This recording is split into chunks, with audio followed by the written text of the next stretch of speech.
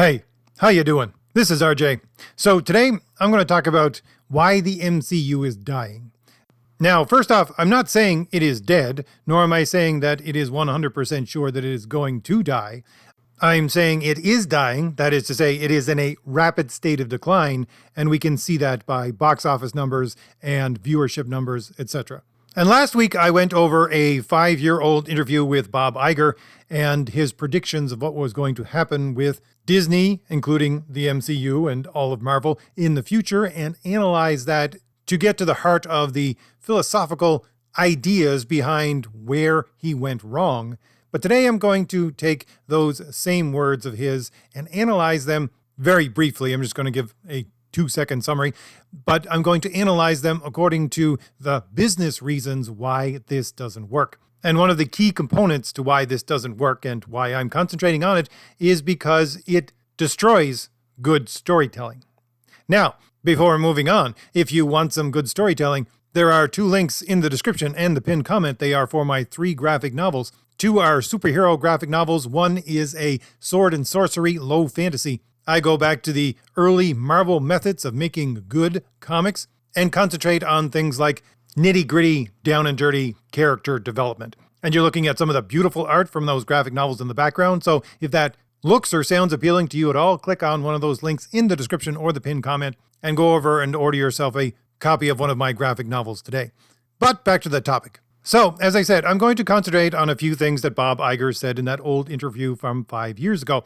Now, it's not necessary that you go back and listen to my video from last week, but I will put the link for it in the description of this video, and it will be linked at the end as well if you want some greater context. But the 2-second summary of what Bob Iger was concentrating on and what he was stating he was building Disney around at that time was threefold.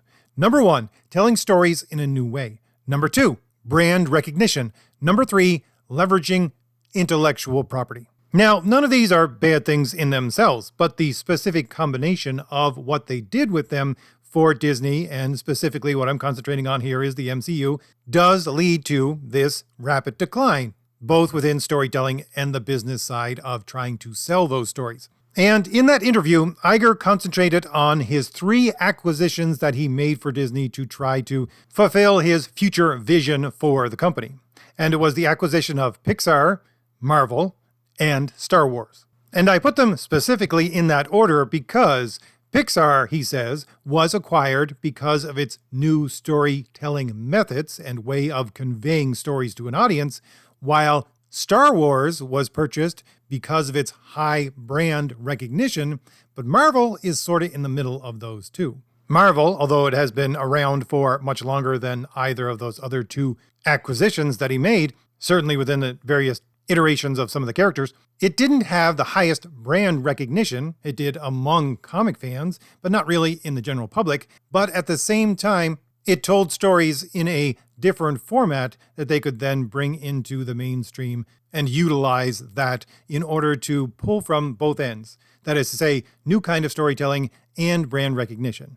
And they did that with Marvel by concentrating on intellectual property. Because, as he stated within that interview, again, Pixar was purchased because this was a new form of storytelling, concentrating 100% upon the digital, and at the same time showing that the company was moving forward and not buried steeply in the past. And he concentrates a lot on that, but again, that's in my other video.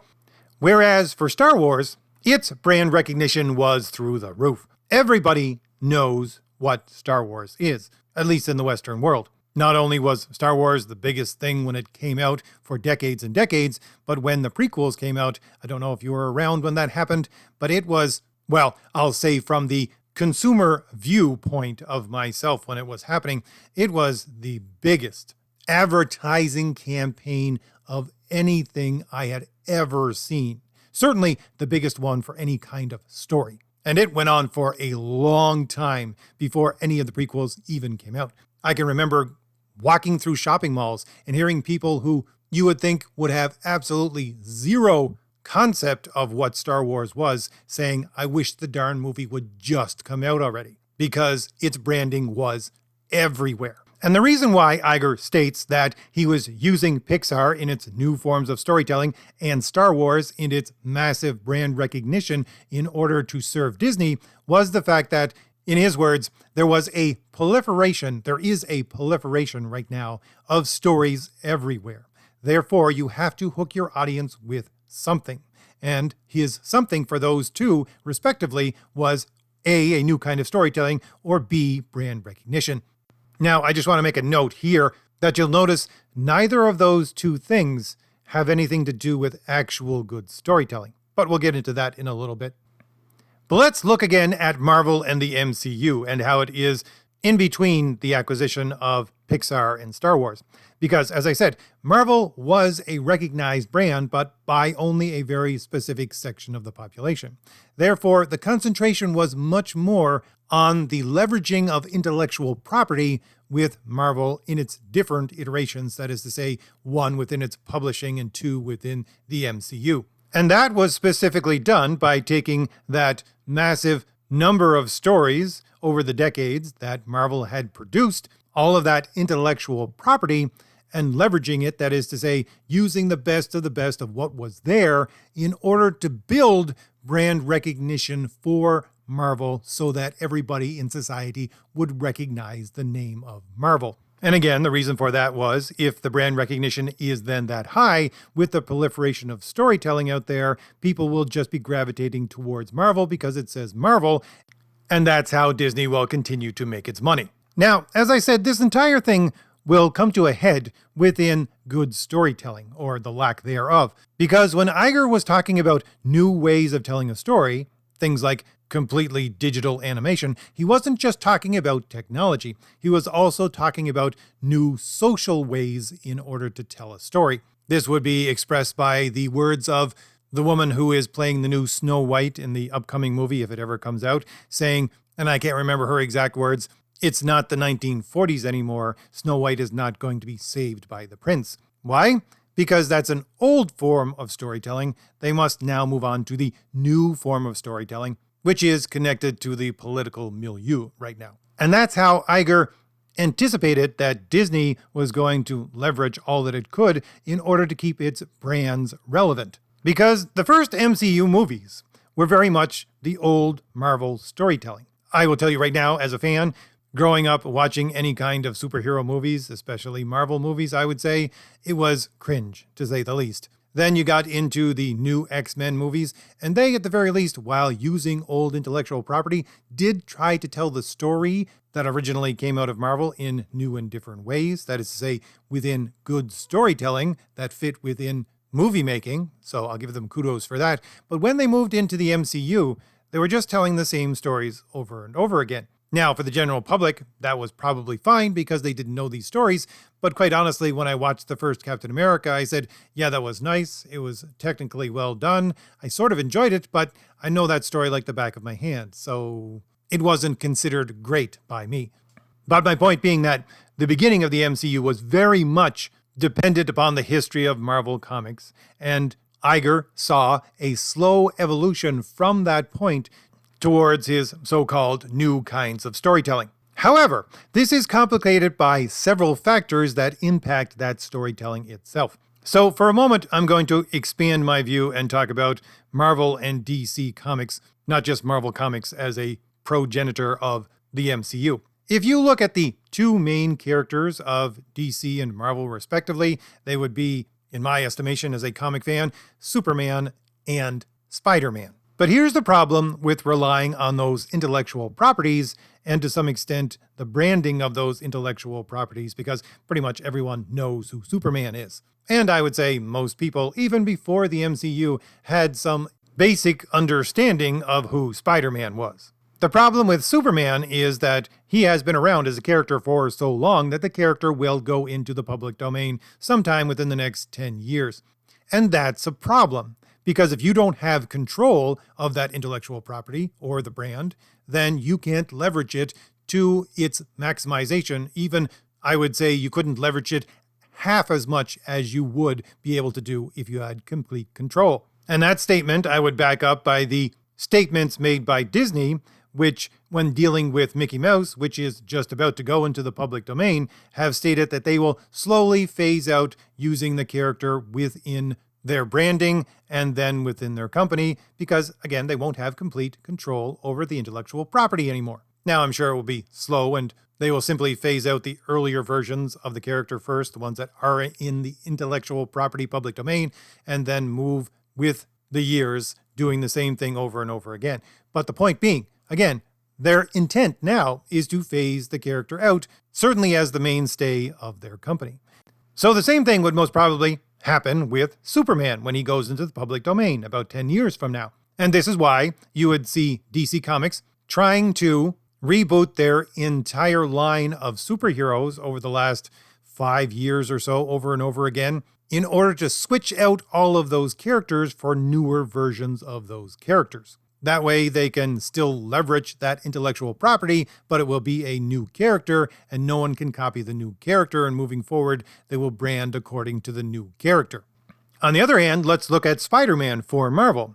That is not going to go into the public domain for quite a while, but at the same time, there is an additional problem. What is that additional problem? Well, it is the fact that whenever they use the character, let's say within the MCU, they still have to pay other people who own certain creative rights over the character. And Marvel, Disney, does not want to do that anymore. You can see that in the fact that within the people who are producing the new Marvel comics, creative rights are just out the window. Nobody who works for them right now have anything like creative rights. Everything goes to the company, which is sort of ironic since it was the more left-leaning artistic communities of comic making in Marvel and DC and others that actually fought so long and hard for things like creative rights within comics and storytelling. But again, the point being that if you have these new creators who are working on, let's say, comic books within Marvel Comics, and they have no creator rights whatsoever,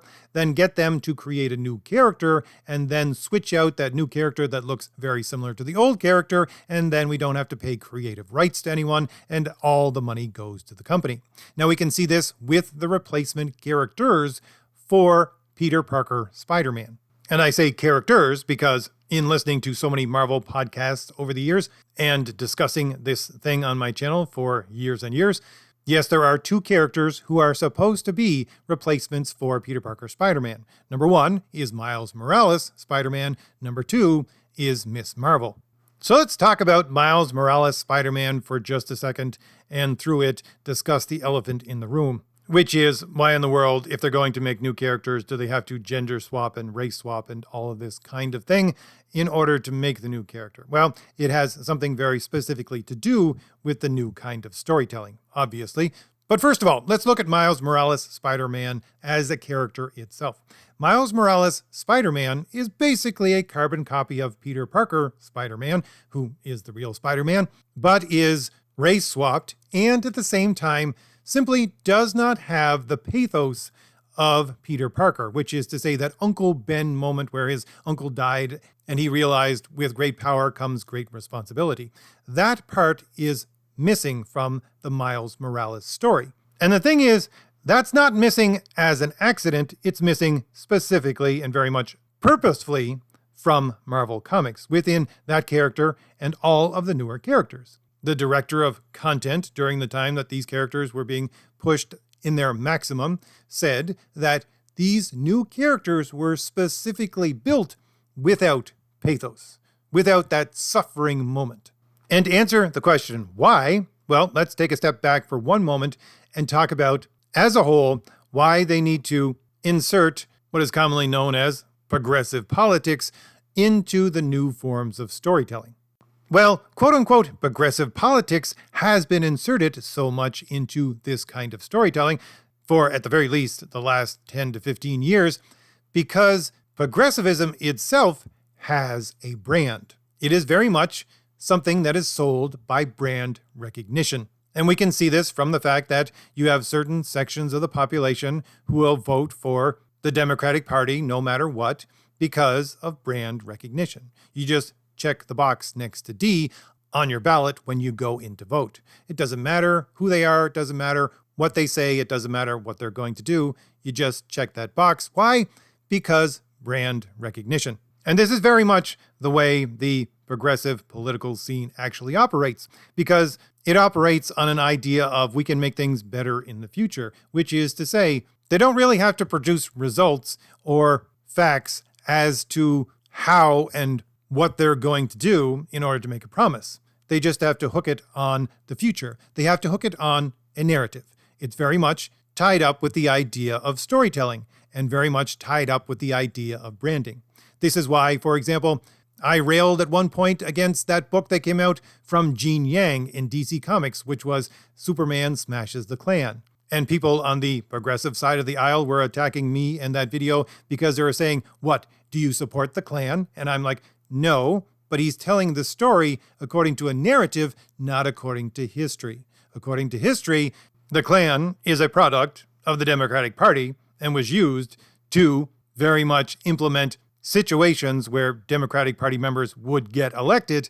And the line of the Democratic Party right now is to say, well, that was the old Democratic Party somewhere around the 60s. We completely flipped so that we, the Democratic Party, became the ones specifically against that kind of thing, and the Republican Party became the ones in favor of that kind of thing. But that itself has no historical basis. That itself is a story that has been told so much and over again to try and make people believe it, because again, it's part of a branding tactic. And that's exactly what Gene Yang was doing with his story of Superman Smashes the Klan. He was continuing that branding tactic, very specifically connecting conservative ideas and Republican ideas with the Klan, when historically that's not what happened, and he's telling a historical story. So again, it's about branding. It's about storytelling. It's about narrative. And really, the greatest example of this is to look at the rainbow flag itself, which was created for a political campaign. And you look at the fact that you have in the West every company for at the very least a minimum of a month changing their brand and their brand logo to something with rainbow colors. You'll see that what they're trying to do is to leverage that brand, which is a basically public domain brand, to enhance their own brand. So first off, they can use this public domain brand of progressivism in order to enhance their own brand. Secondly, it feeds right into the exact thing which Bob Iger himself stated, that he wants to take his brand and continually refresh it, making it part of what is new and exciting. And this is what progressivism offers the people who believe its ideology. It's continually something new, continually something better. But how does this translate into the storytelling and the idea of getting rid of the suffering pathos moment for a character? Well, the reason why they want to do that and are trying to do that, again, in order to leverage their intellectual property, in order to keep all of the money for themselves, is the fact that the old idea of pathos is very much built around character development. Character development takes time. However, in the quote-unquote progressive ideological way of looking at things, you don't have to have pathos nor character development, which takes time, in order to prove someone has suffered and therefore from that suffering has had character development. It is simply part of the progressive ideology that certain parts of the population have inherent suffering baked into their very existence because of their physical attributes of one kind or another, and therefore all of that part of storytelling, which is usually fairly complicated and laborious and time-consuming, can simply be skipped. So to put it in real terms, instead of taking Peter Parker and giving him that Uncle Ben moment where he realized with great power comes great responsibility, and then playing off of that idea for years and years and making Peter Parker a very much suffering hero, which then became part and parcel of, at the very least, a certain part of the population of North America and really, I would say, Western civilization, to recognize him as his own brand. Instead of having to go through all of that, you make Miles Morales, and you make Miles Morales of a different skin color, a skin color that has been,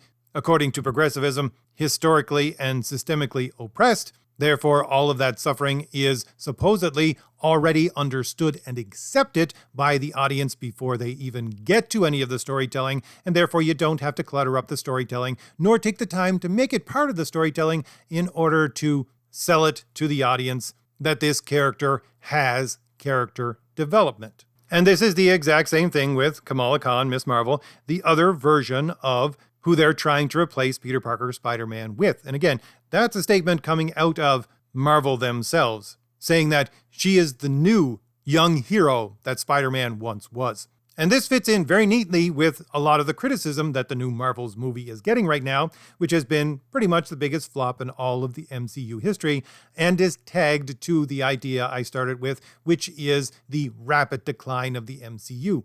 A lot of the critics are saying that you have these three characters. Number one, Monica Rambeau has zero character development in her at all within this movie, or really within the MCU at all. Number two, Captain Marvel doesn't really have any character development in this movie either. She's just playing off of the so-called character development of that character in the first movie, which itself was just based upon she is a female and she's been oppressed. And number three, you have Kamala Khan, Miss Marvel, which most people are saying that they're trying to substitute her character development with quirky attributes of the character, and of the three, it works the best, but still not very well at all. And again, this would play into the branding and leveraging of intellectual property that I talked about because, again, following Marvel for the last 5 or 6 years intently, listening to their podcasts and everything else, I know and can state for a fact that what they were trying to do with Captain Marvel was to replace what they saw as the spiritual figurehead of Marvel Comics, which was Captain America, with the new Carol Danvers Captain Marvel, and then slowly from that point to replace Captain Marvel with Miss Marvel, who would then become not only the spiritual figurehead for the company, but also the brand recognition figurehead for the company, in being also a replacement herself for Spider-Man. I covered this intently about 3 years ago when they were trying to push the Kamala Khan Miss Marvel symbol, which is basically a lightning bolt, as the new symbol to represent Marvel Comics itself. So, the answer to my original question of why is the MCU dying right now is simply because you have Disney and Marvel, its subsidiary, using this very specific, quote-unquote, progressive ideological political branding in order to help, let's say, supercharge their own efforts in order to replace characters, in order to sell stories, in order to make bigger profits, etc., etc. But in using that branding for a supplement to its own branding, they have had to accept, certainly within the minds of many people who are employing this method, they have to accept the ideas that, one, progressivism is true, and two, the future, therefore, that it presents to people through its own narrative is actually going to come to pass. And how can I say that? Well, again, going back to the words of Bob Iger, he's talking about this new kind of storytelling and how it is explained, in his words, by using simple monikers like diversity and inclusion. This is what he sees as being the new form of storytelling, not just the technological side, but also the social side of the new form of storytelling. And that's what he's using in order to keep his brand fresh and new. So again, in the background of that entire mentality is the fact that this progressive ideological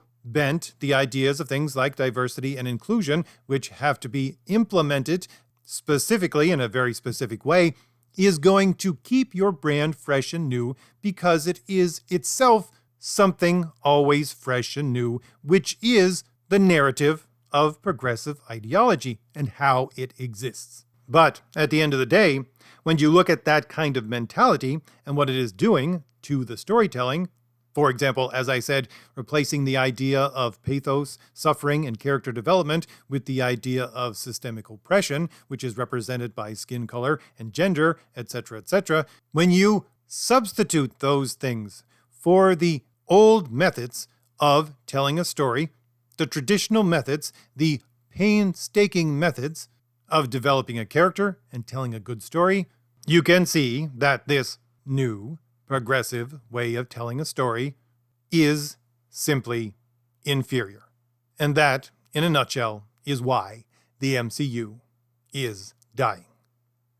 So, if I've given you anything new to think about, hit like, hit the shield in the lower right-hand corner of your screen to subscribe, and leave me a comment. Tell me what you think about all this. And don't forget, there are links in the description and the pinned comment for my 3 graphic novels. You're looking at some of the beautiful art for those in the background. As I said, I focus on storytelling, traditional storytelling, and very much nitty-gritty Marvel method character development. So if any of that looks or sounds appealing to you at all, click on those links in the description and go on over and order yourself a copy of one of my graphic novels today. All right, I'll see you later. Bye.